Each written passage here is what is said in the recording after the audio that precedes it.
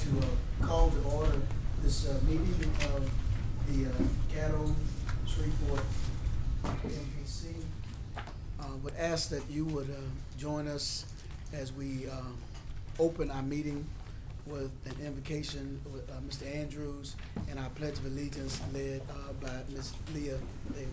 Mr. Chair, while we're doing that, I think the mics are muted at your station. That's why there's nothing coming out. Hit the screen at this point.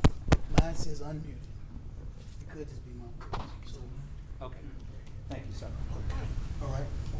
Let us pray. Father, we thank you for this day and this opportunity once again to serve as volunteers in this our community. We thank you for the opportunity to be a servant.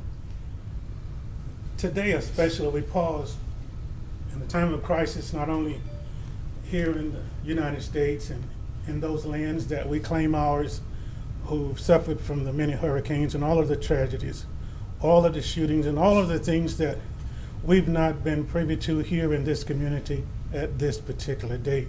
For this we say thank you. We pray wisdom and understanding as we deliberate today, and for those families who are suffering from the losses, we pray kindness and patience with them as they grieve through all of those situations. These blessings we ask in thy Son's name. Amen. Amen. I pledge allegiance to the flag of the United States of America and to the republic for which it stands, one nation, under God, indivisible, with liberty and justice for all. Thank you.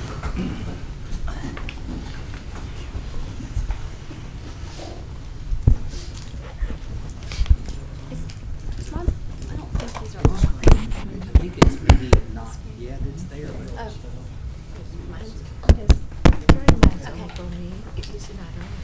Thank you. Yes. All right, I will be reading the opening remarks this morning for Theron because he's got some laryngitis. So, welcome and greetings. Welcome to the regularly scheduled public meeting of the Shreveport Caddo Metropolitan Planning Commission. For public hearing agenda items, if you wish to make public comments on an application, we have MPC slips, comment slips at the speaker's stand up here next to the podium. For future notification purposes, it is very important that you fill out a slip and drop it in the box when you come forward to speak. So please state your full name, mailing address, and zip code before addressing the board. We will call each case on the agenda in order and hear first from the applicant and then those who wish to speak in favor of the application. And 10 minutes will be allotted for the principal spokesperson, but only 3 minutes for additional speakers, so make sure you know who's going to go first because they will get the longer time. We will then hear from those wishing to speak against an application. Again, 10 minutes are allotted for the principal spokesperson and 3 minutes for each additional speaker.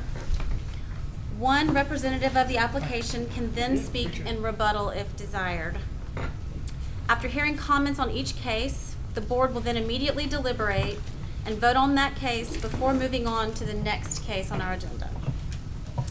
And please note that when the board is deliberating, members of the public are not permitted to comment during that time. Any member of the public may request a copy of the board's decisions on a particular case by contacting our office at 318-673-6480 after 1 p.m. tomorrow, or by accessing our website at shreveportcaddompc.com. For consent agenda items, which you'll see 6, 7, and 8 on the agenda, are items not requiring a public hearing.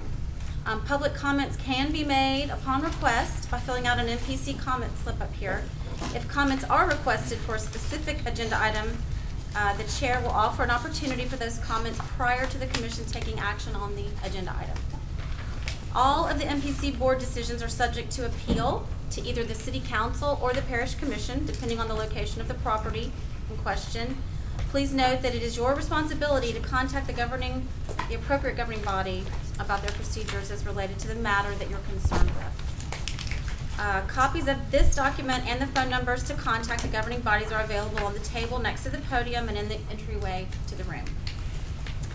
As a courtesy, please remember to turn off your cell phones while the NPC board is in session. The commission values your testimony, and we appreciate your compliance with these guidelines. Thank you, Nancy. First item on our agenda is approval of minutes for our September 6th meeting. What's your pleasure? So moved, Mr. Chairman. Second. I have a motion by Mr. Andrews, a second by Ms. Damer to approve the minutes. Any questions? Not all in favor, vote yes. All opposed, no. This thing. Which one you want? Yes. Why am I so far? Scoot over a little bit. That item passes, the minutes have been Okay. approved. Next on our agenda, items 6, 7, 8 are on our consent agenda. What is your pleasure? Mr. Chair, motion to approve. Second. I have a motion by Mr. Young, second by Ms. Smith to adopt 6, 7, and 8 on our agenda, our consent agenda, if you will. Any questions? Hearing none, all in favor vote yes, all opposed no.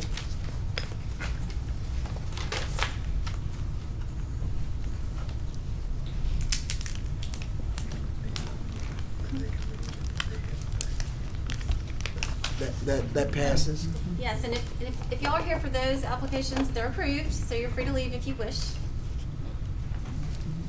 Thank you. The next is our public hearing section. First case is case number SC 129-17.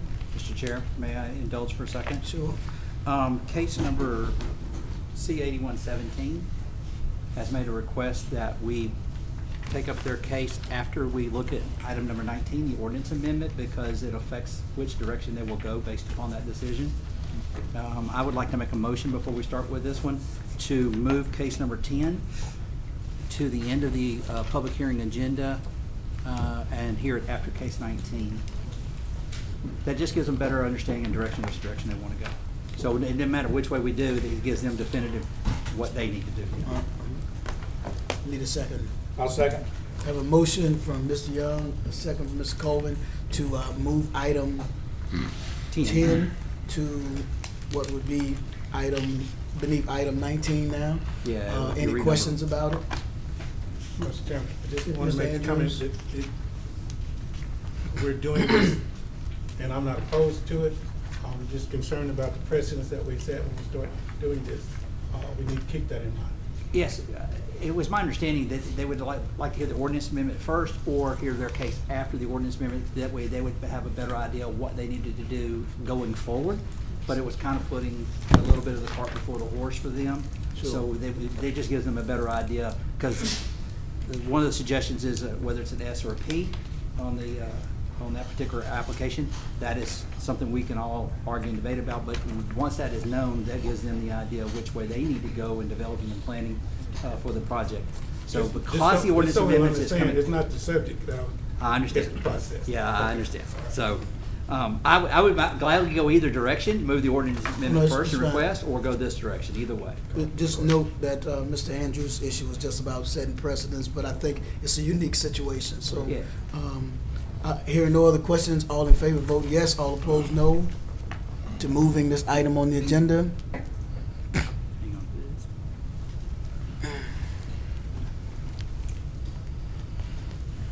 Thank you, All Mr. right, Chair, for your thank you. indulgence. Thank you. We're back to item number 9 on our agenda, case number SC 129-17. Someone here to speak on behalf of the applicant?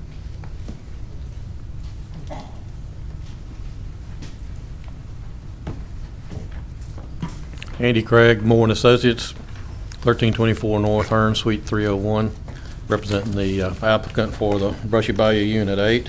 If you remember, this was a rezoning case at last month's meeting. It was rezoned for residential, I believe it was R17. And this is the subdivision plat to complete that project. So I'll be glad to answer any questions if y'all have any. I have a request to speak. Questions for Mr. It's not right now. Didn't let it. I just saw the Two. buttons, yeah. So, once the question first from Mr. Andrews, then Mr. Remedies. Good afternoon, Andy. At the last meeting, we talked about maybe your visiting with some of the persons in that area that had some concerns about drainage. Are we on the same subject? Has that taken place? People are kind of Yeah, satisfied? we've looked at it, and I have a plan to be able to take care of that, so. Very good, thank you. Thank you, Mr. Remedies.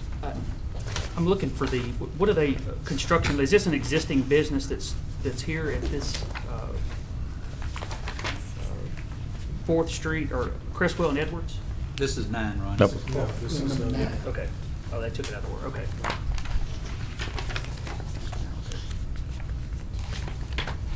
this is one they were talking about. The other one through there. Very good. Okay. They don't have any questions on this one. Okay, sorry about that. Okay.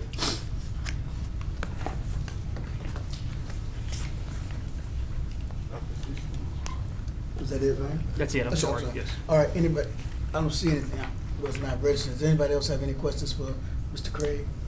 Thank you, Mr. Craig. Is there anyone else here to speak in support of this application? Is anyone here to speak in opposition to this application?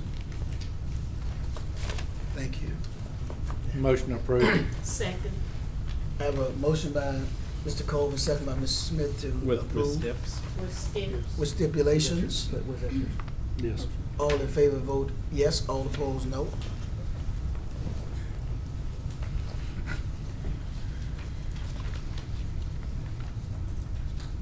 Now that passes. Our next item is number 11 case C-87-17. This is owner request. Is anyone here to speak on behalf of the applicant? Do we need to have that? Oh, yeah, that's 12, 13. Yeah.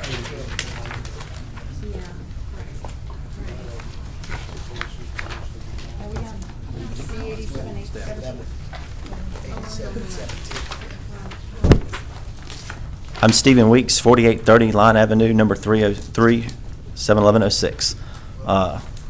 We purchased this property to turn into a construction yard about a year and a half ago, and then with the new Unified Development Code, it got switched. It went from industrial 2 to industrial mixed use, and so we are asking that we put it back to where it was. And our proposed plans are to clean it up.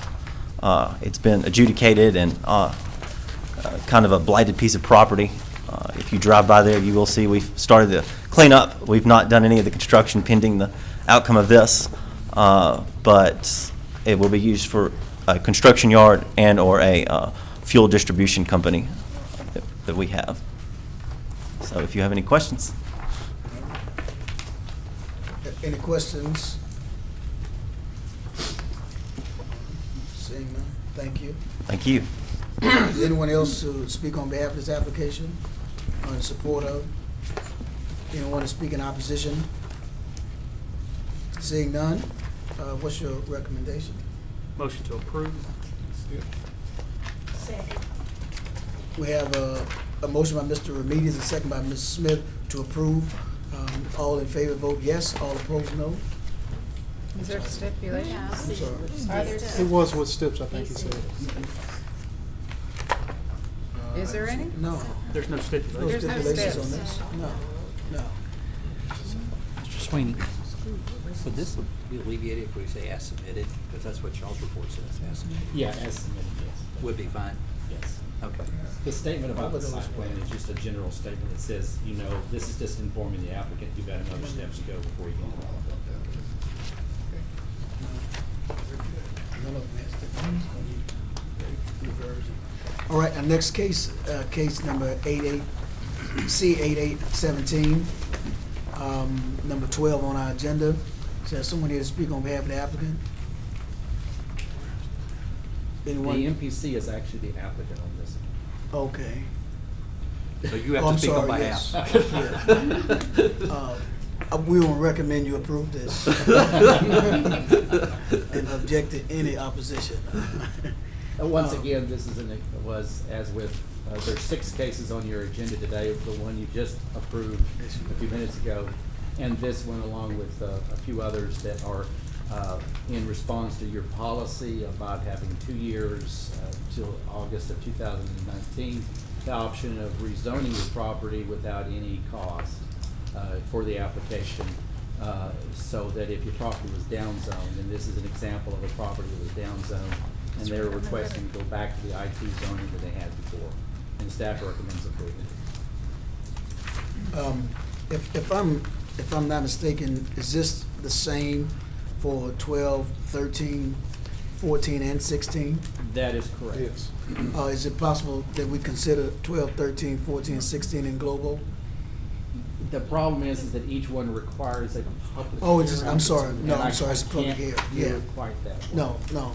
But I applaud your attempt to do so. Yeah, no. I apologize, I forget it's a public hearing. So, item 12, is anyone speaking in opposition? Seeing none, Mr. Chair, motion to approve? I got a, wow. I need a second. I'll second. Got a motion by Mr. Young, a second by Mr. Remedies. Mr. Young, would you Questions? consider taking this out of the Red River Overlay District with your motion? That's not legally permissible to do that. Sorry. Not with this case. Are we, is there a Hold on, discussion? hold on. Well, He still got this, he's still on. Oh, Mr. Sweeney, all this property that's going back to I-2, it's all the property that was owned by this applicant is being returned? Yes, plus there's a small slither of property that was owned by another person that we notified, and they were okay with the idea of rezoning back to I-2. Okay, and what you're saying is the overlay district is a total whole separate Yes, entity that yes. we're gonna have to take care of in the future? Right. And not that's gonna something- be discussed in November, December, that's the gist I had? We're actually gonna discuss it today, and Okay. then you all may wanna take some actions in November or December. Okay. But if we're rezoning this back to I-2. I-2 the way it was, just returning everything the way it was, we could also return it to the. No, sir, you can't, because that's a text component to the ordinance, and you can't reverse that without doing a text amendment. And we have not done a text amendment, But we can't. But why didn't we do that with this? because we're gonna discuss it, it's on the agenda today to be discussed, so that we can take whatever action y'all want to at your next meeting. Okay. Nancy? Okay. I just wanted, for me personally, I would be in favor of this just because of the, the unfairness to the property owner. But I don't want my vote to reflect what I think is right under the master plan. I do not think having industrial property on the riverfront is in keeping with the master plan. I mean, the master plan speaks for itself. That's not an opinion, it just doesn't. And I'm not sure that industrial property on our river is the best thing for the community. So it's a reluctant approval on my part, but this is all about fairness to the individual property owner. And I would want the city council to understand that distinction when they actually make this decision. Understand? All right. So, the motion was to adopt 12, as it's set before us. Is that what your motion was, Mr. Young? Yes, it's to return it back to I-2. Right. And it's in totality. Any other questions? Hearing none, all in favor vote yes, all opposed no.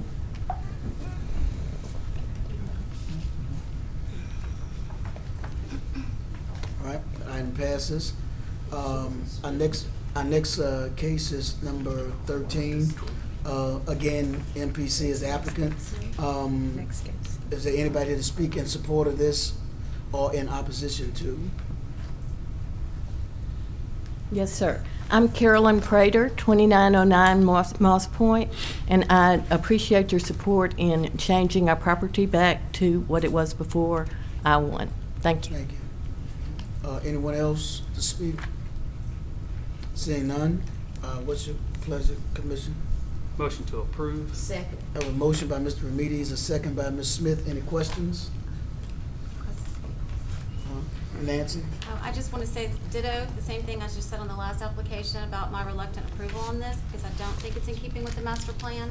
And again, I hope that the city council will understand that distinction. Anyone else? Mr. Young? Mr. Sweeney, on this particular one, there is a green area and then there's a hashtag out white area. Could you, is that all within the parcel of property? I think, yes, it is. It encompasses all of the properties that the applicant owns. Okay, so the white area is not being excluded out? No, and I'm trying to figure out what that white area is. Usually, typically, the white area is right-of-way, but I'm not really quite certain. But our legal description follows those boundaries. Very good. So that's all that, yeah. That's all I have, Mr. Thank you, Mr. Sweeney. I can explain that. Okay, explain. Thank you, Mr. Jean. The reason that shows up is that it apparently at one time there may have been some sort of right-of-way or something of that nature that was shown on the property, and our map system's not picking it up. But if you notice that a hash goes all the way to that red line, this is the red line, which we consider. Thank you, sir. That's all. I have a question. Mr. Ramirez? This is for Mr. Johns. Mr. Johns, do you know why it is that we can't make part of our motion to remove the overlay district from this, since it was sent with the when it was down zoned? While we can't send back for the city council to confirm our recommendation to give their I-2 zoning back, or I-1 zoning back, and remove the Red River overlay district to, I guess, to be more efficient with that. Just make it one process. Mr. I think John? because you're trying to, under one, you have to change the actual UDC. I just walked in, so I'm not completely. Oh, okay, I'm sorry. No, I was just talking about. I know generally what you're talking about. Yeah, the property on the river. What I understand is you're saying, why can't you just vote here and make the change? But I think one is the actual wording of the UDC, and you would have to change the text for the UDC, and that wouldn't be something that would be in motion here. It's not, I mean, it doesn't look like it's on the agenda. You're just talking about a zoning change here. Am I correct? That's correct, and I might be able to help clarify this just a little bit. In our recent research of these properties in the last day or two, we have discovered, and we'll bring this to your attention when we talk about the Red River Overlay District. This property is outside the Red River Overlay District. The other one was not. As it stands.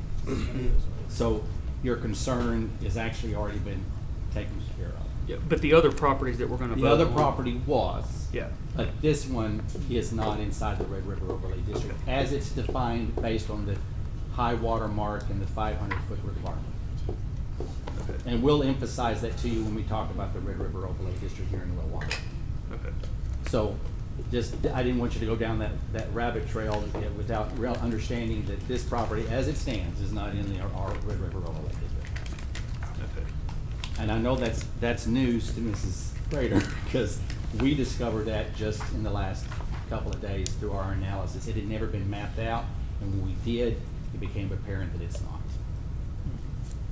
Okay. So, that is probably good information. But I was looking for, not necessarily for this specific property, but just trying to learn some of the effects of the UDC. Sure. What can we change and what Right. we can't change, and why is it that we can recommend that change the zoning, which has to be passed by the legislators, but not this overlay district that was put there, which seems to be the same sort of, same as zoning, it holds a set of guidelines to this piece of property, so. And you can change it, just can't change it at this particular meeting because it's a text amendment. Which means we'd have to get it all done, redone, like we have those other 26, they were text amendments as well, versus just doing a zoning issue here at this meeting. So it's not that it can't be done, just, it can't be done on a motion in this meeting without having that text presented. Okay.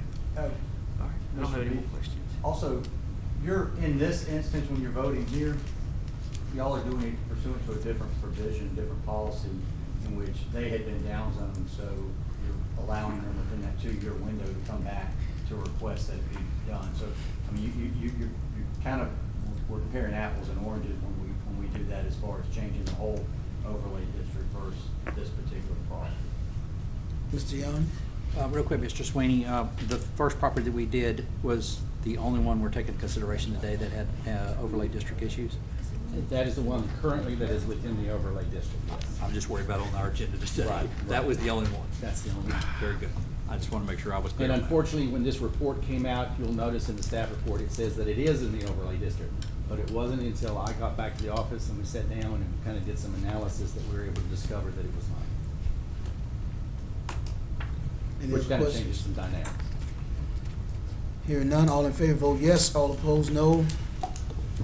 Oops. And that passes unanimously. Our next case is number 14, item number 14, case number C-90-17. Is anyone here to speak on behalf of the applicant?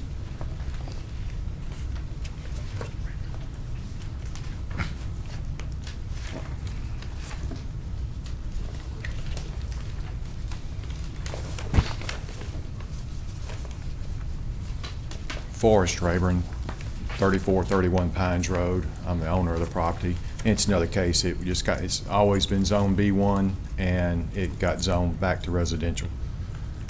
I'm just asking to go back to B1. Yes, sir. Yeah. Any questions? Anyone else speak on behalf of this application? Anybody speak in opposition? Thank you. Mr. Seeing Chair, none? just for clarification, it's now C1. It's equivalent to the B1, but it's the new clarification. C1, classification, right. Yes. Motion to approve? Second. I have a motion by Mr. Young, second by Ms. Smith. Any questions? Seeing none, all in favor vote yes, all opposed no.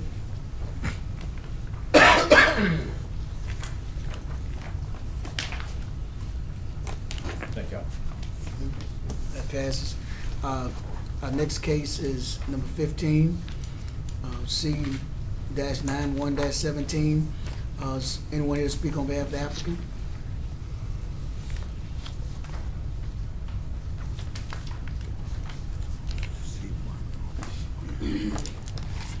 Good afternoon. My name is Deborah Dunn. I live at 1744 Willow Point Drive, Shreveport, Louisiana, 71119. I am the property owner of 9105 Avalon in Shreveport, Southern Hills. I am here today to request a zoning change. Before the new zoning came into effect, I was R1DE. That changed and now I'm R17. I'm requesting at this time to be zoned as C1 for office space to sell or lease. All right. Any questions? Stephen? I just want to clarify something for the board. This is a distinction between this case and the other cases you've seen. This Right. property was not downzoned. What happened was the extended use district no longer is existing in the code. So everything that was approved under the extended use district becomes a non-conforming use. I just want to draw that distinction between this, because we had so many other cases that fell into this category. The right is still there for the use that was approved under the E. It can remain, but now this is a different use, so therefore requires action. And businesses have been operating in this space for the past 25 years? Yes, sir. And the R17 still maintains the same rights? Well, she's going to C1. She wants to go, yeah. She's requesting to go to C1, and staff concurs with that. Okay. That will allow her to expand the building if she wishes in the future without any problem. If you stay if you stay as a non-conforming use, you can't expand, and so this gives her Okay. greater flexibility for her property. Thank you. Any other questions? How did you know that it was changed? Did you see the notification in the paper? How did you know your zoning was changed? I'm not clear how I think we have a person who'd applied for, to lease the building, and when he got ready to lease, that's when we discovered that the E was on there, and there is no more E, I believe. So, I mean, I can also add, this building was built 25 years ago, over 25 years for Norma Hall Interiors. She built it kind of parallel to her house in her backyard, and since that time, it's always been office space.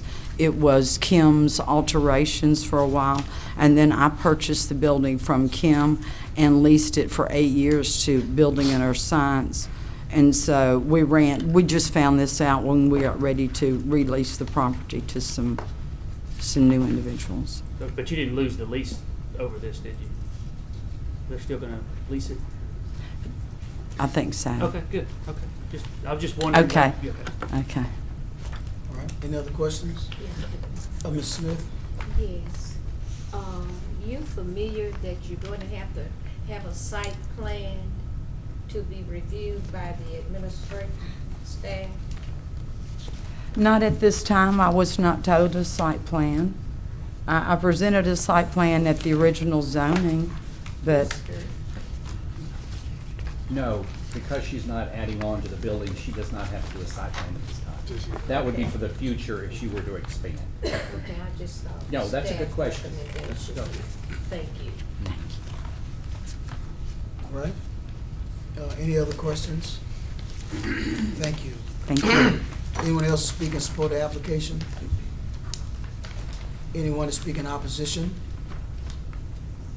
All right, seeing no one, Mr. Chair, motion to approve. Second. I have a motion by Mr. Young, second by Ms. Smith. Any other questions? If not, all in favor vote yes, all opposed no.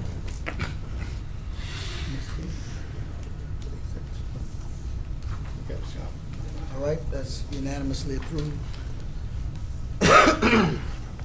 Our next item is number 16, case number C-92-17. Someone here to speak on behalf of the applicant.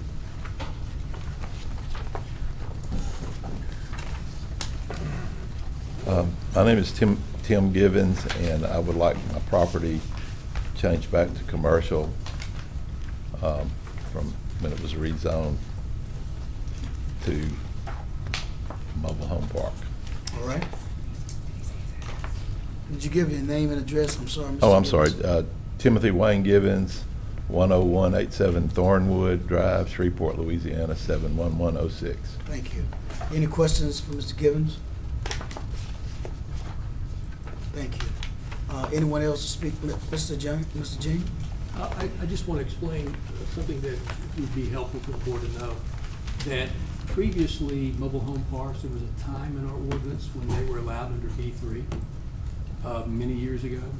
So this entire tract of property is zoned B3. When we did the analysis, if you look at it, it looks like you've got mobile homes in that entire area. And wasn't noticed that what was actually in the front was the mobile home sales. So all of it was rezoned because the entire tract was zoned that one district. So this just recognizes the difference between the sales and where you have the actual. Oh, there we go. I got it. All right. Anyone else to speak in favor of the applicant? Anyone in opposition? Mr. Chair, motion to approve. Second. I have a motion by Mr. Young, second by Ms. Smith to approve. Any questions? Hearing none, all in favor vote yes, all opposed no. That passes unanimously. Item 17, case number C-93-17. Anyone here to speak on behalf of the applicant? Andy Craig, Moore and Associates, 1324 North Hearn, Suite 301, 71107. Here to represent the applicant for the rezoning. This is another tract that was, originally it was zoned to B3, and with the remapping, because of the proximity to the residential property on the north and east there, was picked up as R15. And we made an application to rezone from R15 to C1 for an office complex, and the staff picked up on the fact that it had originally been B3 before the remapping for the UDC. So in reality, if you go back a little ways, it's a downzoning from B3 to C1. So we would like to, I can answer any questions you may have on the application. Any questions? Mr. Young? Mr. Craig, on behalf of the landowners, and you're representing them, they're okay with that still is a down zone from the because the equivalent to the B3 would have been a C3. They're okay to go to C1. And it was Yes. more appropriate because it's C1's a transition to a residential as opposed to a C3. Well, actually, was researching the case according to the staff, the B3 was a little bit of a spot zoning in there because of, it should have been a transition type zoning, and it was some mystery as how it ended up B3. So since it is in the proximity to the residential, so the C1 is actually more compatible. Right. And with the plan that we have in there for the office building, it is a compatible use. They're adjacent to the residence. So. Your client is okay with the C1? Yes, the client is okay with it, absolutely. Well, I got it. Any other questions? Thank you, Mr. Craig. Anyone else speak on behalf of the application? Anyone in opposition? Yes.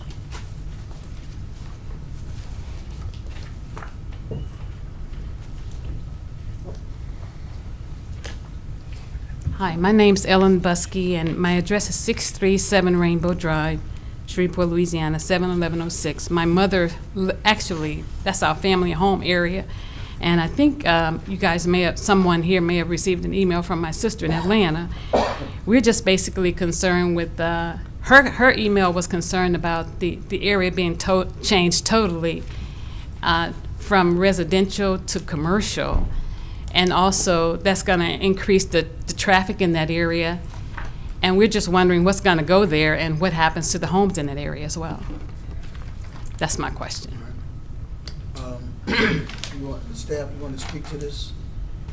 Well, because it was already B3 before, and then it's now went to the residential zoning, it makes sense because, again, I kind of go back to what Andy said, was the fact that it becomes a natural transition for it to be C1.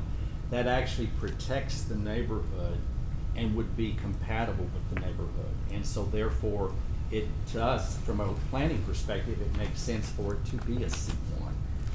That was the original intent, was for it to be used for commercial reasons.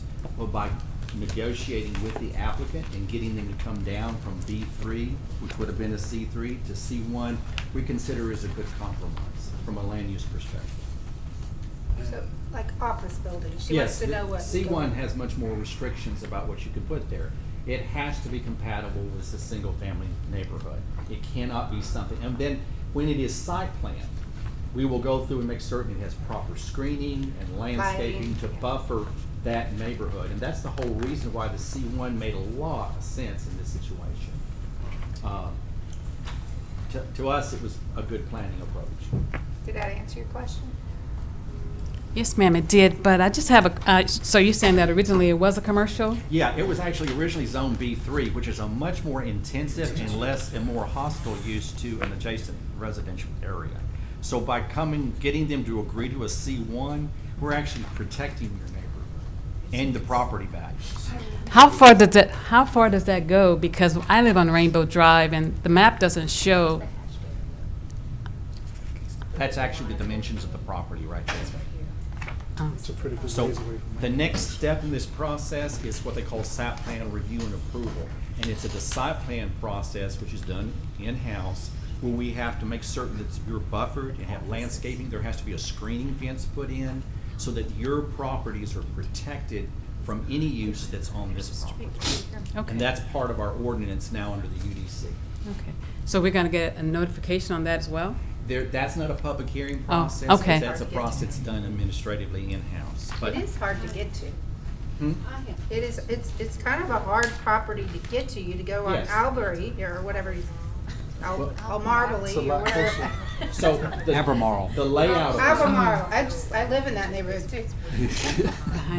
Andy can certainly appreciate this. The layout of the property is very important. Staff, as well as the city engineering department, as well as the other city departments, will have a chance to weigh in on this. So access and internal circulation will become very important as part of the site plan review and approval process.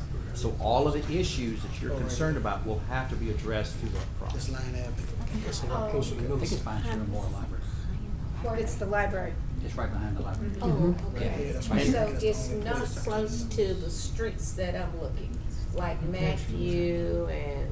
This is in Rainbow Drive. Well, Rainbow is the street, but you see the two yellow, So the they're white not between the two within the yellow. 300 feet where they were supposed to be notified. That's what Well, I'm trying the to 300 find. feet, yeah, we went through, as you can see, the circle that goes around that property, you see that boundary, that heavy Yes. circle? Our boundary line, that's the area we notified within 300 feet, This is Rainbow. as we do as a courtesy. Oh, right there, actually. Thank you all. Thank you. Thank you. I see where it is. Thank you. Mr. Chair? Yes, Mr. Young? Looking at it, the only egress would actually be back off of Appermall, correct? Yes, sir. That appears to me to be the only way to go. How do you say, I go on that street every day, how do you say it? Appermall? Albemarle? That's what I'm going with. That's a county in Virginia, by the way. Is it Albemarle? Okay.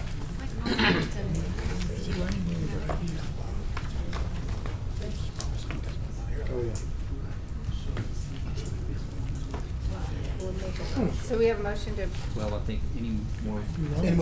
Anyone else in opposition? None.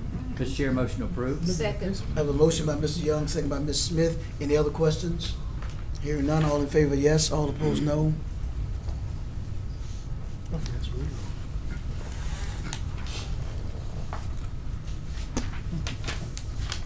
All right, that passes unanimously.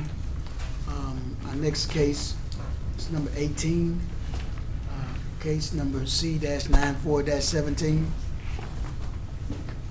Mr. Craig? Andy Craig, Moore and Associates, 1324 North Hearn, Suite 301, Shreveport 71107. This is a kind of a different application. We've been called by the owner to replat the tract. The owner is Dr. Valerie Brown, a veterinarian, and she owned, let's see that. She owns all this piece here, and she had it replatted and rezoned several years ago. And there's a vacant house there on Lot 2. She was approached by someone that wanted to buy it, renovate it, and put it back into commerce as a residential. So we were preparing the plat, got with the staff, and found out that the we had to rezone it to R1. I'm sorry, to R2, so that the gentleman that wanted to buy it could do the renovation and put it up for rental. So it's we're breaking out one lot, and for him to be able to sell that.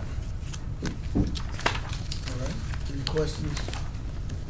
And just FYI, the staff reports an error at the top there. It says single-family residence is the proposed use. It's two-family residence that's proposed. Okay. All right, any questions? Thank you. Anyone else speak on behalf of the application? Anyone in opposition? Seeing no one? What's your pleasure? Make a motion with the steps. All right, we have a motion by Ms. Smith. Need a second? Second. Second by Mr. Remedies, to approve with the stipulations. Any questions? Hearing none, all in favor vote yes, all opposed no. That passes unanimously. Next item is item 19, case number C-100-17 and P-20-17, which are proposed amendments to the city UDC and proposed cattle parish UDC. If you'd like to.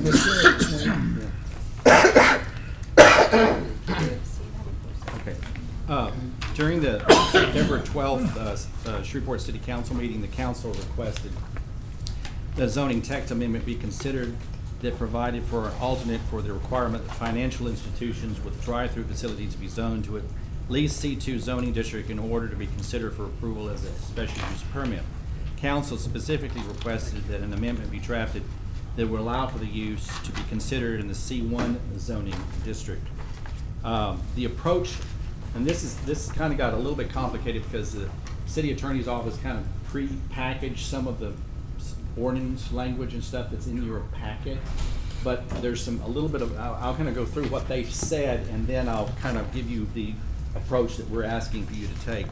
The proposed approach to allow the drive-through facility for financial institution as shown in your attachments would do the following: create a new financial financial institution with drive-through, revise the use matrix to allow financial institutions with drive-through as a special use in C1, CUC, CUV, D1 CMU, and IMU, revise the use matrix to allow financial institution with drive-through as a permitted use in C2, C3, C4, and D1HC, provides use standards for financial institution with drive-through, and revides the definition for drive-through facilities that recognize a separate use. Now, what the staff is recommending to you is a little different, and our indication is the council seems to be in favor of this. Now, I'm not going to speak for them, but this is the vibe that we're getting. Staff is in favor of the amendments, except that our opinion that because banks with drive facilities has traditionally been allowed in the former B1 zoning, which is now C1, without any creation of incompatibility issues, it is appropriate for them to be permitted in C1 in lieu of a special use permit. So what am I trying to say? We're saying that drive-through facilities for bank financial institutions be allowed as a right in C1 zoning, because if you look on the street with the case that we've been dealing with, you look down the street, you have the Barksdale Credit Union, they're a C1 and they have a drive-through facility. And we have drive-through facilities for banks in C1 districts all over the city. So it just makes sense to not put that additional requirement on banks in the C1 district. And this is what we're recommending. Now that's not all. So here's the next part. Because of the opportune time to do this, the city attorney's office, particularly Assistant City Attorney Karen Strand, added on some additional things that she felt like was good to go ahead and put into this amendment. And what it is that the way the city council approaches the decisions made by the MPC board was not as clearly laid out as it should be. So she has added in an additional amendment that allows a step-by-step process that says what the city council can and cannot do when it comes to recommendations from the MPC board. We have no problem with that. In fact, it even incorporates in there that the city council has to act on a zoning case within 90 days. So it puts some nice limitations. It just clarifies the language in the UDC so that it is very clear. From a legal perspective, we have no problem with that, and it will help the city council as they deal with MPC issues, because you're always making recommendations on zoning text amendments versus also zoning cases, PUDs, and as well as special use permits. And they needed to kind of know where they fit in that process, what they can return back to you, and what they can make decisions on, and that's what's laid out in here. So we're okay with all the amendments, but we want to change the one that they have in their documentation to allow financial institutions that have drive-throughs to be allowed by right in C1. That's our recommendation to you, along with the approval of these other changes. Is that clear? I know I went a long ways around. No, it's not. Mr. Chair. Yes. Mr. Sweeney or Mr. Dean, anyone, we've had a lot of conversations about the fact that banks are probably one of the least impactful there is, specifically the transition of what we see banks going to in the future because of electronic banking and everything else. One of the least impactful entities that could occupy C1. But my question becomes, if they're one of the least impactful C1s you could ever have, why does it have to be a special use but instead of permitted? Well, we're reversing that. You're actually going to make it permitted. Where you reverse that, so that it's permitted. It is now just going to be permitted by right in the C1 That's period. right. Yes. And this is the reason why Mr. Arsenault asked for his case to be delayed, is because if you recommend approval for this, right, and the city council approves this, right, his case basically goes away, and he'll come at it from a different direction, and he'll actually request a C1 zoning, right, and be able to do it by right, and we'll go through the site plan review and approval process. That's why he did what he did, and why he asked you to move it around. And we see the logic in that. Got it. That's all, Mr. Chair. Thank you. That answered my question. That was the only issue I had was that particular one. I know there's a whole lot of back talk going on about what they're going to do on the side road and all that, and But that was a big concern of mine, so thank you. You have something? All right, any other Make sure questions? if you're in favor of the staff recommendation, make that very clear in your motion so that we have that. It's a in C1 record. used by right. Yes. Got it. Yes. Thank you, sir. Ms. Cooper? I'm looking at is this the text of the amendment, all this in our packet? Yes, wordy. It's kind of unusual to get all of that information up front, but the city council specifically asked for you guys to look at this and take action on it at this meeting, because they wanted to be able to address this issue with this particular case and have that taken care of going forward. Okay. So it's kind of like getting your ducks in a row, and we said we could accommodate them on that. I know typically you guys like to wait 30 days on something. That's not a rule, but that's kind of been somewhat of your tradition. But in this case, they asked us to go straight to you and get it done at this meeting. There's a lot of language in here that we haven't read before, but Mr. Irwin has brought some language. If you're looking on page 3 of 7, under Q, number 4, letter Q, number 2, which took me a while to find this. It looks like, yeah, there's just been some language evidently deleted about not allowing traffic to be routed into adjacent residential neighborhoods, and that was deleted, so now we're saying you can route traffic into residential neighborhoods? Is that just a byproduct? No, byproduct of the... And I'll come back to this, and Stephen, you may want to weigh in on this. The way that was worded in the ordinance was very confusing, and everybody had a different opinion about what that meant. And we felt like it was important just to remove that language because it no longer really wasn't accomplishing anything, because there was no there to it as far as how that wording was done. Do you mean because it wasn't defined precisely enough about what was a residential neighborhood? Well,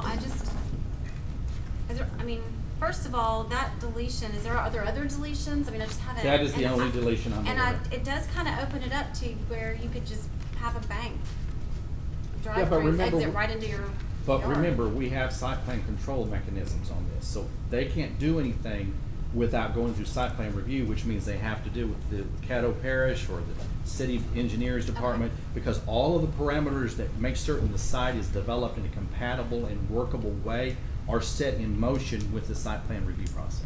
Okay, is the public going to have are they going to have an opportunity to speak about this right now? Certainly, it's a public hearing. It allows for the purpose of those who are in favor and those who are against. Okay, so we'll go through our regular process? Yes, ma'am. Okay, thank Yes, you, ma'am. sorry. Yes, ma'am.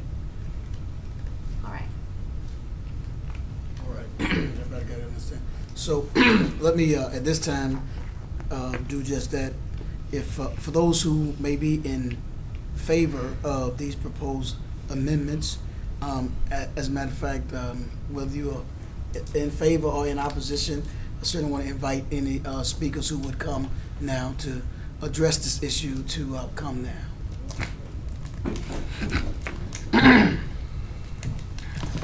Tom Arsenault, 333 Texas Street, Regions Tower, Suite 700, Shreveport 71101. I represent Progressive Bank.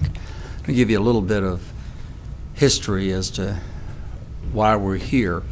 When the original case that you approved for C2 went to the City Council,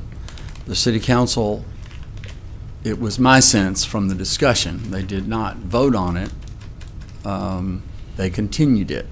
And I'll kind of go into why they continued it in a moment.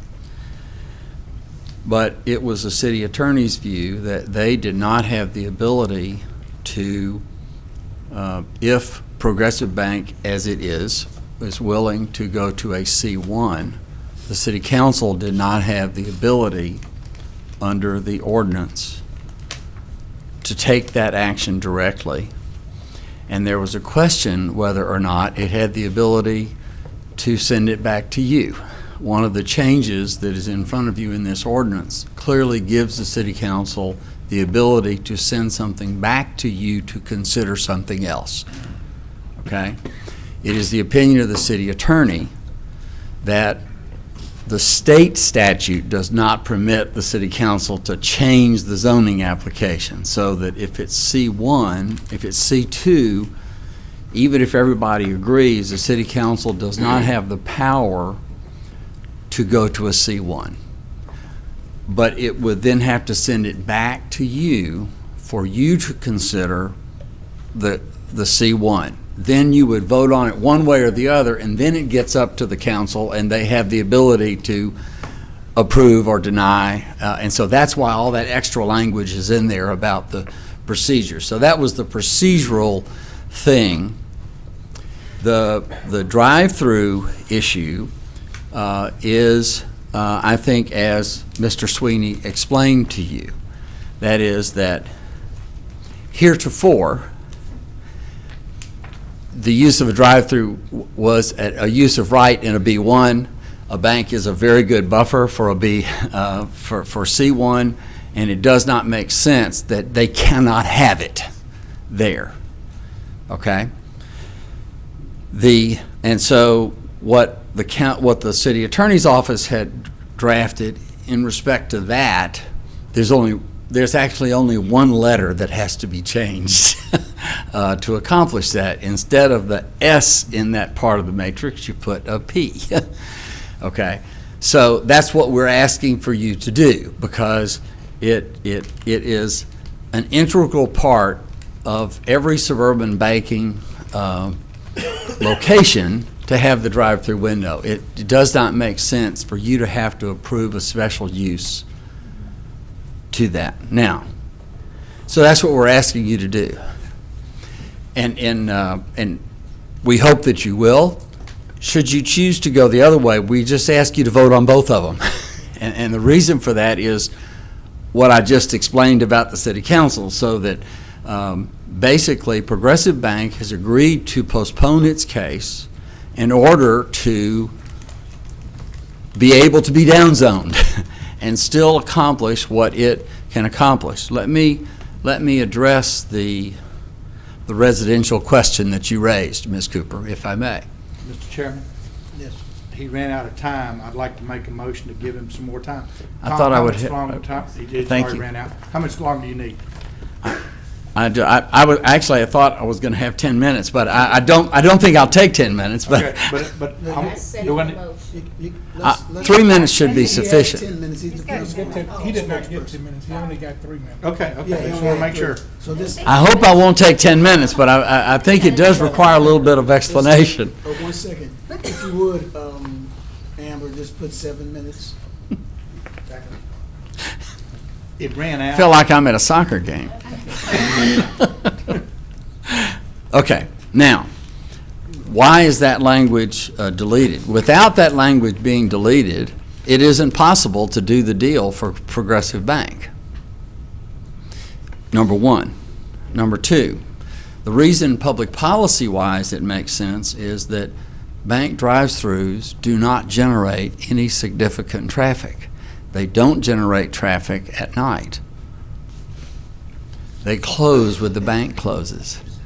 Banks typically are not open at night. It also makes sense, you can have an ATM at that location that's open 24 hours a day, and it's a use of right in a C1. So if you take those things together from a public policy standpoint, it makes sense. But it doesn't make sense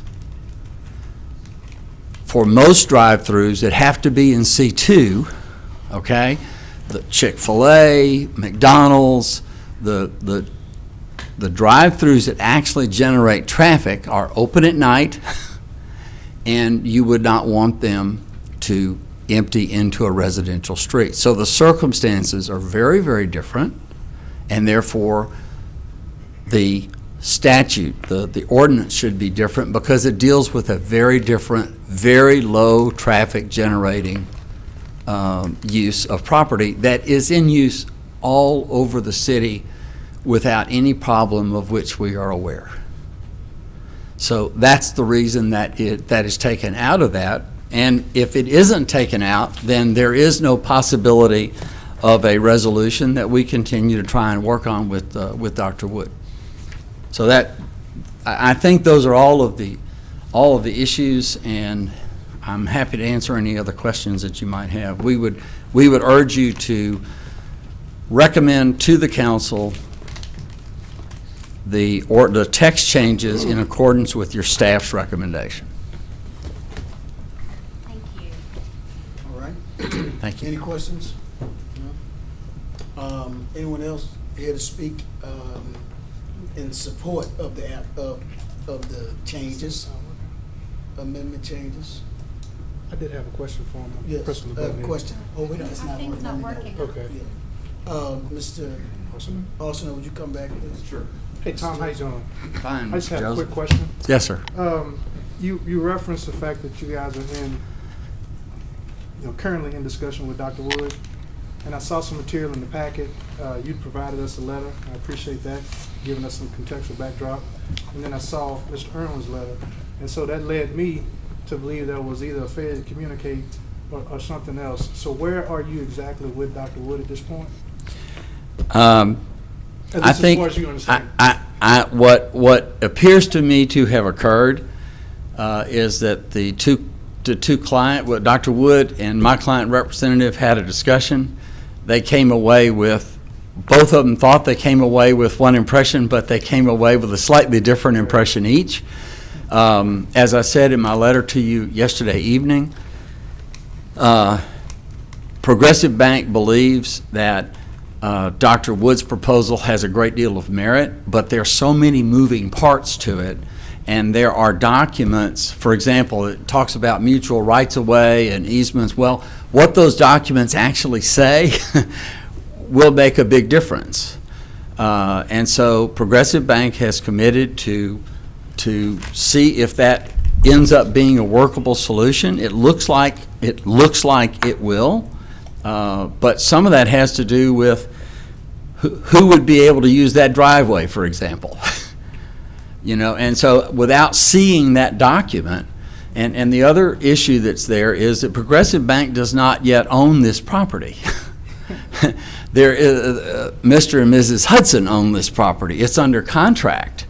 And obviously they will have to be a party. Now, I suspect that any solution that gets them the very nice purchase price that they're going to get upon the sale of this property will be acceptable to them, but they have not been brought into the process. There is a third party, Mr. Militello, that would also have to agree. And so I would request, and we're going to ask you, assuming that you vote in some way that moves this on to the city council, which is what we ask you to do, we're going to ask you to postpone the special use case, which is next, which we hope will become completely unnecessary. So that's where we're trying to go with this. I think the parties are still trying to reach a decision in good faith, and I think they will continue to do that. But there are just a lot of little details that have to get tied down. There just wasn't an ability to tie all that down by today, and the parties came away from their telephone conversation apparently with different viewpoints of what had occurred. And so I'm sure that that's an honest difference of what occurred in that call, and we'll move forward from there. Okay, now you say that the property hadn't been purchased by your client yet. Is that contract contingent upon anything that we do here? Yes. Largely in part? Well, yes. If the bank is not able to do what it intends to do, that sale will not take place. But that contract's been extended, and so we're in communication. I don't think that will end up being a problem, but because you got DOTD, we got staff, we got Mr. Militello, we got Mr. and Mrs. Hudson, we got Progressive Bank, we got Dr. Woods, and we have some documents we need to look at. And so we'd like for you to move this down, because without moving this forward to the City Council, that compromise isn't possible. So we would ask you to follow your staff recommendation, move this to the City Council level, and then we will continue working toward something that makes everybody happy, and I feel reasonably comfortable we can get there. Thank you very much. All right. Any other questions? All right. Anyone else speak in favor of this application? None, anyone in opposition? Principal spokesperson?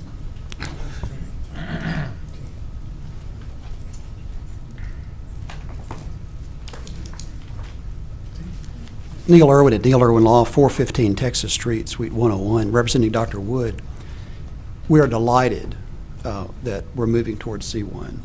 We are delighted that the bank sees merit in the proposal. We apologize if there's any misunderstanding between the parties. I'm glad the bank and Dr. Wood were talking, but they must have come away with different viewpoints. All of the amendments we think make perfect sense. There is the one that concerns us, and it concerns me, I guess, a little more now that Mr. Arsenault actually said without the removal of this provision, what the bank wants to do can't happen. Mr. Sweeney said, of course, Barksdale Federal Credit Union has a drive-through, but there's a big difference in that one. It's one that we've already raised before, which is it's an entrance and exit only on Ellerby Road, a major road.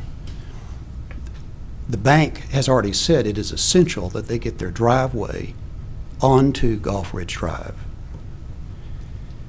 There was discussion, you remember, in the August meeting. I think the exact quote was, Ms. Desmarteau said, what would be a residential neighborhood? Mr. Sweeney answered, well, two houses, maybe even only one. Then he clarified later and said, but I don't think this proposal routes traffic into a residential neighborhood. There are different opinions about the interpretation of that language, but Mr. Arsenault just said, without the removal of this, it ain't going to happen. So we're back to Ms. Cooper's point, which is that I guess it must be possible to route it. It's the risk, and I don't doubt anybody's good faith in this. I can think of two examples.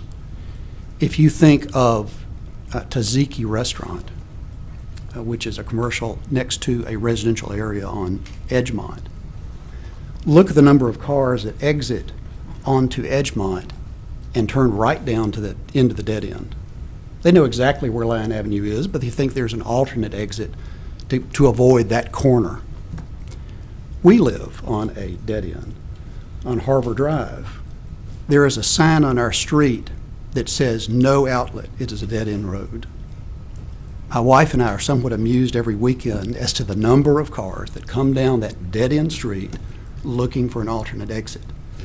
So whether there would be a prohibition on routing or not, the risk exists that this dead end substandard road is going to receive commercial traffic of people coming out of this driveway. I do say that there's going to be 24-hour use. That 24-hour ATM, unless it is somewhere else on the property, is going to be accessed through a drive-through. Therefore, the concern is that use of that drive-through to be able to have traffic exit onto Gulf Ridge Drive risks commercial traffic where it really isn't meant to go. Our proposal on the table, which I hope everybody has a copy of, Mr. Arsenault kindly sent it to everyone, although we gave it to Mr. Jean to determine whether or not it should be done, shows that what our proposal is, we think, is a win-win, because as it stands right now, the parish engineer's office is adamant that the bank, if they intend to use Gulf Ridge Drive, is going to have to rebuild Gulf Ridge Drive at their expense on the entire length. There would still then be the risk of that traffic. What we propose, and we very much appreciate that the bank sees merit in this proposal, is that we revoke it. Everybody revokes it. And everybody then gets, as you saw on the diagram, which I'll give anybody a copy of, where everybody would get their portion of Gulf Ridge Drive, and Mr. Melitello and Dr. Wood would be able to gate that. Mr. Joseph, you're looking, do you have a copy of this? No, sir. It's in 19. It's in your back packet here. Close to the end of 19. It's at the end of 19. Yeah, go all the way to the end of 19, and you'll find two letters, Mr. Arsenault's and Mr. Irwin's. Actually, 3 letters. Yeah, we'll give it back to you. Oh, no, I've got copies, please. And so what that means is that would become a private drive. The bank get what it wants. It gets its driveway. Dr. Wood and Mr. Melatello would be protected because they would then be able to gate their end and would be protected. And the bank wouldn't have to rebuild Gulf Ridge Drive at its expense. So that's why I think we've got to be close. It just makes too much sense. I'm a little concerned in terms of the removal of this one provision as to banks. I very much respect your ability to be able to make policy as you want, but I see no particular need to deal with this one section. The rest of it, fine. This one deletion strikes me as creating a problem rather than a solution. If we work it out with the bank, we have no problem. That's then your policy decision. If we do not work it out with the bank, that removes a protection, which Mr. Arsenault just said, the bank can't make this happen without the removal of this, but you can remove this later. We would have no concern about it if we make our deal with the bank because we're going to be protected. We're going to be able to gate ours so that anybody coming out of that driveway can't get into, the bank driveway can't get to the residential properties. So again, we think we will get there. We think that having to deal with this now is unnecessary. If we make our deal with the bank, we remove our objections. You can approve it then. And, the city council may have its desires in terms of when they want things to come from you, but I think your typical approach is to give yourself a little more time to think about something like this, which would, since it carries both a C and a P, is applicable potentially parish-wide, city and parish. It's a big deal. So it's just worth thinking about. Delighted again we're at C1. Thank you to Progressive Bank. And we're delighted the bank sees merit in the proposal to revoke that road, which we see as a win-win. Thank you. All right, anyone, any questions for Mr. Irwin? I have one for Mr. Sweeney. Okay, Mr. Sweeney, Mr. A lot of neighborhoods that have public streets have gates. Now, a lot of them can't close till 7 o'clock at night or those type issues. So with this, to me, there's always a potential that they could gate that end of that street to begin with because they could act like a lot of other private neighborhoods that gate and close theirs at night. And this is even a bigger issue because this is a parish road, but they refuse to maintain it because it was never built to the standards. So to me, there's never a more applicable, and I know it's a parish's ordinance, it's a parish's ability, but there was never a case more applicable to allow somebody to shut it off because the parish is not maintaining it. They've not put a dime into this road since it was built the very first time. So to me, what Mr. Irwin was talking about on behalf of his client, of gating it off, it seems like a natural to me, regardless of a deal worked out between the Progressive or whatever, just by the simple fact that they're living on a road that is dedicated, but they're not willing to do anything about it. And you need to understand that issue, though It's very separate. important, is not before you. I know. And so what's going to have to happen is, bear in mind, though there's good intentions on both parties here, we're not held to the agreement between two properties. I understand. That's not something we have to enforce. But what we are going to have to deal with are the response that we get from the parish. It's the parish, since that is their road, will have to work out whatever details are with these property owners, whatever the parish public works director comes up with in terms of what that's going to be. That will impact the site plan that they'll have to have approved for this site. And then that would be approved administratively. So all of the issues about whether it's gated or not gated, whether it's improved or not improved, that decision will have to be made by the parish, and the arrangements then passed on to us so that we can implement that in a site plan. So all you're being asked today is allow drive-throughs from financial institutions in C1 and As a a use few by other right. tweaks, and that's it. That's really all you have before you today. I can't really get into the road issue. I gave you those letters because I wanted you to see the negotiations that are going on between the two parties. Right. They are making progress. This is good.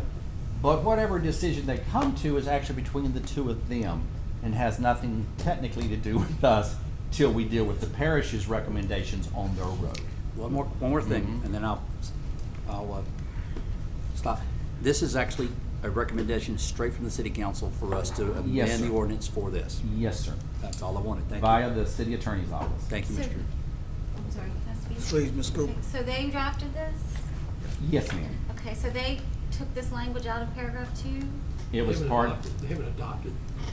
Well, right, but no, I'm saying. in they the writing they of this recommended proposed deleting, ordinance, this is what they wrote, and they did take it out. Because it just kind of seems, it does seem a little bit, but so there, are you saying that the first sentence in that paragraph is strong enough to protect the neighborhood? You don't need that second sentence, is that? Yes, we feel, and understand something, I want to clarify something so you don't misunderstand. We were in a concurrence with them about the idea of moving that language out, because we said it was too confusing, was not well defined, and we needed to, that's just something that we felt like was no longer necessary as part of the ordinance. But you Now, don't. I'm gonna let Stephen address the rest. And let me also say that all those reasons of having a different standard from a drive-through facility that could be a fast food restaurant, could be high-impact retail, could be a lot of different issues, is dynamically different from the Right. amount of traffic that you would have from a bank. So we felt like that there was really two reasons to remove it. One was the fact that it was very confusing and ambiguous language, and secondly, was it necessary for this type of facility? So Okay, I just, it was we're a just. twofold reason that Okay. we felt like it was good to go ahead and remove that because we're creating different standards. I think as we go along, it's very possible that these two standards will look even more dissimilar as we began to work the ordinance and get cases and began to see how this plays out in reality of reviewing site plans. So you may have, these standards look a lot alike now. I think years to come, they probably would look a lot different once we began to see all the issues associated with these two very different types of uses. Right, Mr. Irwin has a different opinion about the fact that that might be removing a protection that's significant, and it's. And again, remember, your narrow focus here is just on financial institutions. We're not opening the door for fast food or anything else, which is usually the ones that have the most problems. That's where you get the most complaints, is speaker boards that are loud all night long and people being near their homes. All that stuff is not being allowed through this. This is strictly for what has always been actually allowed until they did the UDC. And so it's just a common sense approach to go back to what was done before, because we do not receive complaints from banking facilities with their drive-throughs because they're not open late at night. Except the ATM. Well, the ATM is, but that's sporadic. And you're not talking about a tremendous load of people coming and going. It's just once in a while someone comes by there and does the ATM. Right. Yes. In an answer to your question, we do think that first sentence allows us the opportunity to protect the effect of the joining streets.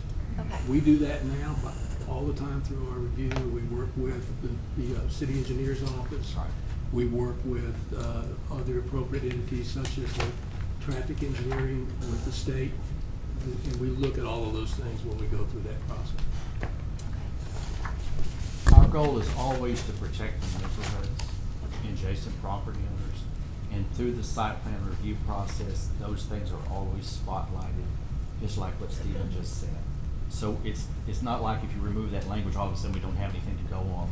Right. We use that on a daily basis on how we evaluate a case and how it affects the adjacent property. All right, thank you. Mr. Chair, I have one more question, Mr. Mr. Young? Sweeney, real quick. If we approve this as presented, am I correct, and Mr. Arsenault's not there, so I'm going to ask you, that they will defer case number 10? He says that if we go ahead and approve this today, that he plans to come up to the podium and ask for a deferral of the SUP case to the November MPC meeting. That will allow the city council to look at this amendment and have the opportunity to send the zoning case, which is separate, back to you guys, and you will see their zoning case again. And then at that time, he'll change his application to C1, and you'll reconsider that case and have the opportunity to approve or deny C1, then it'll go back to city council for final consideration. Then all the issues with the road, all the issues with access, all the issues with design or buffers will come down to the site plan review process, which is done internally. That's all I have, Mr. Thank you, Mr. Chair. All right. Any other questions? If not, then we need, I need your disposition. Oh, rebut, yes, sir. Absolutely. Yes, sir. Sorry about that. I'll be very brief, You're all right. Mr. Chairman. My concern for my client is that by being cooperative, it is now suffering death by 1,000 delays. And so I urge you to take action today, because without taking action today, the council can't send it back to you. And these issues then can be addressed at the council, and that will preserve the relative bargaining position of the two parties. If you fail to do that today, you will create an advantage to one party and not to the other, and simply because of the delay of time. At some point, the flame is no longer worth the candle, and it would be a shame to have a client who has, in my view, done double backflips to try and compromise and work out an arrangement only by delay to be thwarted. Kind of a quick word, Chair. Mr. Joseph? Mr. Arsenault, if we take the action that you're asking us to take, do you have any additional incentive to negotiate with the landowner? We do, because the city council still has to act on it. And the other thing that I would tell you is, some of the reasons that Mr. Irwin pointed out, there is every incentive for us to try and do what he is suggesting to do. And I think it has a great deal of promise, but as I've said before, there are a lot of moving parts to it. And until we can see all those moving parts and how they fit together and whether it permits us to do what we're proposing, and it looks like it does, then the issue is some maintenance on a road versus rebuilding a road. And that probably is a fairly easy financial decision, but I can't speak to the bank until they have actually seen the documents that would do what we're talking about. So I would urge you to take some action on this one way or another, because by taking action on it one way or another, it moves it to the city council. But I urge you not to postpone it. Thank you very much. Mr. Chair. Yes, sir. Mr. Young? I'm going to make a motion, but I want to caveat it first. My motion is in standing with what I have done before, which is, since this came strictly from the governing body that oversees this ordinance and owns this ordinance, I have the tendency to want to go to what they have desired. Based upon that, because they're the final owner of this amendment, based upon that, my motion is to approve this ordinance amendment with the caveat that it is a use by right in C1 for banks to have the privilege to have the drive-through. I think I worded that correctly. And the other amendments as well. And the other amendments as well. I second. I have a motion by Mr. Young, a second by Ms. Smith. I apologize for not restating the motion. I hope you understood it. Any questions? Hearing none, all in favor vote yes, all opposed no.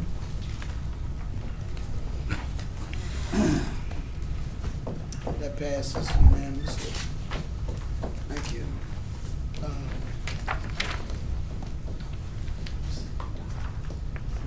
Okay, the next item, that ends our public hearing. No, you got to go back to number 2. Oh, The case. yeah, I don't have it printed. Case 10, which is C81-17, special use permit and site plan. Mr. Arsenault? Tom Arsenault, 333 Texas Street, Suite 700, Regents Tower, 71101. And we would, on behalf of Progressive Bank, we respectfully request that you postpone consideration of this matter. So moved. Second. Oh, wait a minute, you have to hear opposition. And Anyone else to speak on behalf of the applicant? Anyone in opposition? Seeing none, Still so moved. Second. I have a motion by Mr. Colvin, a second by Ms. Smith, I assume to defer and continue Correct. To the November meeting. to the November meeting. All in favor vote yes, all opposed no.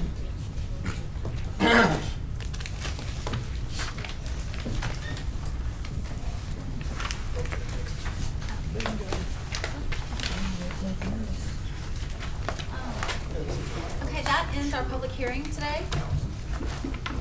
Thank you all for coming. You're welcome to stay as long as you like. Should do that because I read it.